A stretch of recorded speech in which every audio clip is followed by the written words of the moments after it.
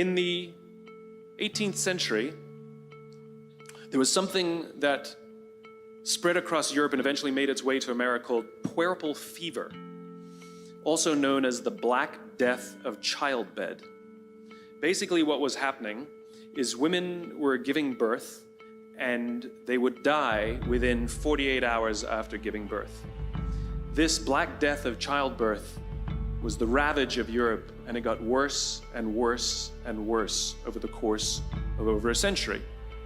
In some hospitals, it was as high as 70% of women who gave birth who would die as a result of giving birth. But this was the Renaissance. This was the time of empirical data and science, and we had thrown away things like tradition and mysticism. These were men of science, these were doctors. And these doctors and men of science wanted to study and try and find the reason for this Black Death of childbed, and so they got to work studying, and they would study the corpses of the women who had died. And in the morning they would conduct autopsies, and then in the afternoon they would go and deliver babies and finish their rounds. And it wasn't until somewhere in the mid-1800s that Dr. Oliver Wendell Holmes, father of Supreme Court Justice Oliver Wendell Holmes, realized that all of these doctors who were conducting autopsies in the morning weren't washing their hands before they delivered babies in the afternoon. And he pointed it out and said, "Guys, you're the problem."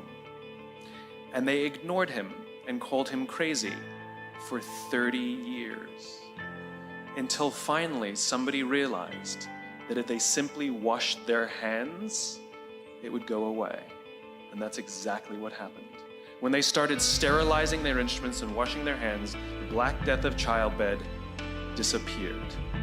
My point is, the lesson here is, sometimes you're the problem. We've seen this happen all too recently with our new men of science and empirical studiers and these men of finance who are smarter than the rest of us until the thing collapsed. And they blamed everything else except themselves. And my point is take accountability for your actions. You can take all the credit in the world for the things that you do right, as long as you also take responsibility for the things you do wrong. It must be a balanced equation. You don't get it one way and not the other. You get to take credit when you also take accountability.